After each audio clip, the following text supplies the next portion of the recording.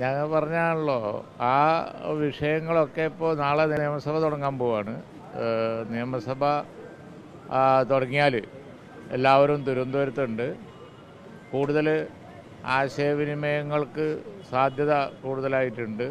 ഈ വക കാര്യങ്ങളൊക്കെ അവിടെ ചർച്ച ചെയ്യും, തിരുവനന്തപുരത്ത് ചർച്ച ചെയ്യും. UDF മീറ്റിങ്ങുകളുണ്ടാവും, അടിക്കടി ചർച്ചകളൊക്കെ നടത്താൻ സൗകര്യമുണ്ടല്ലോ. അപ്പോൾ അടുത്ത കാലത്ത് വന്ന റീസെൻ്റായിട്ട് വന്ന UDF ചർച്ച ചെയ്യേണ്ട ഒരുപാട് വിഷയങ്ങളുണ്ട്. ഉദാഹരണമായിട്ട് വനനിയമം വളരെ ഗൗരവത്തിലുള്ള ഒരു വിഷയമാണ്. അതുപോലെയുള്ള UDFും പ്രക്ഷോഭത്തിലാണ് അതിൽ. അങ്ങനെ പല കാര്യങ്ങളെ സംബന്ധിച്ചും ഈ അടുത്ത് നടക്കാൻ പോകുന്ന നിയമസഭാ സമ്മേളന കാലത്ത് ചർച്ച ഉണ്ടാവും.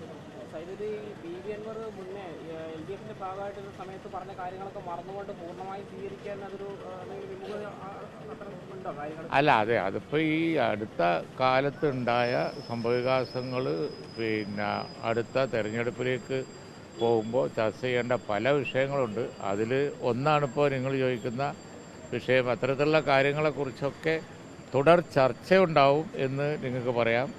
ആ ചർച്ചകളിൽ എന്താണ് ഉരുത്തിരിഞ്ഞ് വരുന്നത് എന്നുള്ളത് ചർച്ച കഴിയുമ്പോൾ തന്നെ നമുക്ക് അറിയുള്ളൂ. അനന്തമായി ഒരു കാര്യങ്ങളും നീണ്ടുപോകില്ല, ചർച്ചകളൊക്കെ ഉണ്ടാവും.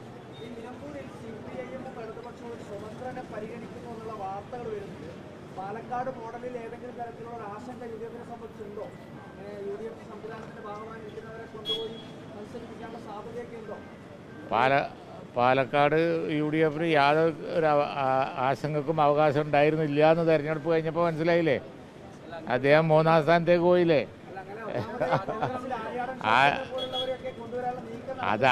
അതൊക്കെ നിങ്ങൾ ഭാവനയിൽ നിന്ന് കഥ മെനയേണ്ട കാര്യമില്ല. ഇപ്പോൾ തൽക്കാലം ആ കഥകളൊക്കെ നിങ്ങൾ മെനഞ്ഞുണ്ടാക്കുന്ന കഥകളായി മാത്രമേ പരിഗണിക്കാൻ പറ്റുള്ളൂ. ഇനിയും മതിയായിട്ടില്ലേ? അല്ല, അങ്ങനെയുള്ള കാര്യങ്ങൾ കൊണ്ട് ഇനിയും മതിയായിട്ടില്ലേ? അതുകൊണ്ടൊന്നും വലിയ കാര്യമില്ലല്ലോ.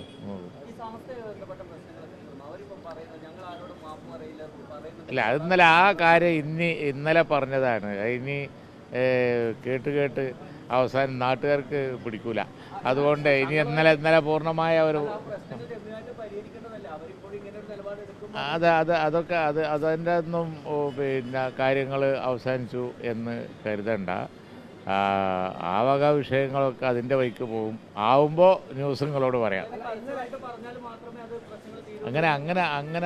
അങ്ങനെയൊക്കെ നിങ്ങൾ ഓരോന്ന് മനസ്സിൽ കണ്ട് ചോദിച്ചത് എൻ്റെ ഉത്തരമാക്കണ്ട. അല്ല, അതെ, നമ്മൾ കൂടുതൽ അതിൽ കൂടുതൽ പ്രതികരണം ഞാൻ പറയില്ല. പിന്നെ